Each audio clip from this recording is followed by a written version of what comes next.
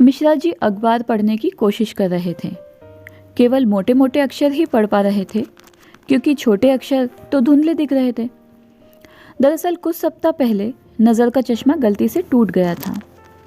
बेटे को कई बार बोला था, लेकिन वो हमेशा भूल गया कहकर बात टाल देता था। मिश्रा जी अखबार पढ़ ही रहे थे कि उनका बेटा रमेश ऑफिस से आया, और आश्चर्य की बात थी कि वो अपने साथ बापूजी का चश्मा भी लेकर आया था। ये देखकर मिश्रा जी बहुत खुश हो गए। इतना ही नहीं, आज इतने सालों बाद रमेश ने बाबूजी से पूछा कि रात के खाने में क्या खाना पसंद करेंगे। ये प्रश्न सुनकर मिश्रा जी एकदम सकपका गए, क्योंकि पत्नी के जाने के बाद किसी ने पहली बार उनसे उनकी पसंद पूछी थी।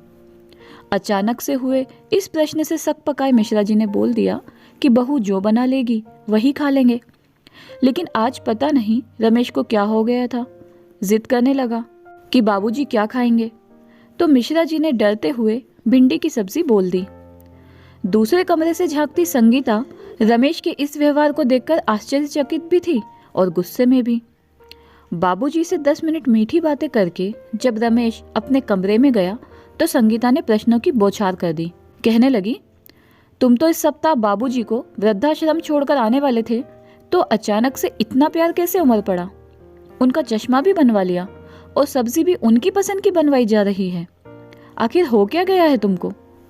संगीता ने गुस्से में पूछा।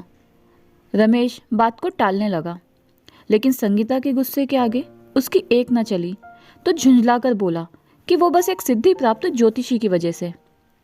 संगीता के मन का रहस्य गहरा हो गया और अब वह पूरी बात जाने बिना उसे छोड़ने वाली नहीं थी।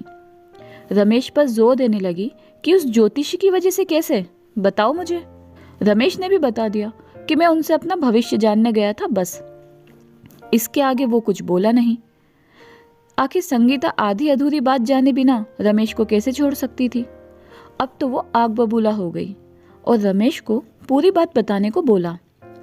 रमेश भी जान चुका था कि अब बात बतानी ही पड़ेगी, लेकिन बस एक पंक्ति में उसने अपनी बात कह दी और पूरी बहस उसी समय समाप्त हो गई। रमेश ने संगीता को बताया कि ज्योतिषी ने मेरे भविष्य के बारे में बताया है कि तुम्हारा भविष्य बिल्कुल वैसा ही होगा जैसा तुम्हारे पिताजी का है।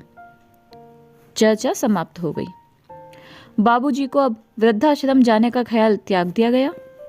हर 2 दिन में उनकी पसंद की सब्जी भी बन जाती है। बहू अब कड़वे शब्द बोलने से हिचकिचाती, तो वहीं रमेश भी ऑफिस से आकर 10 मिनट मिश्रा जी के साथ बैठने लगा।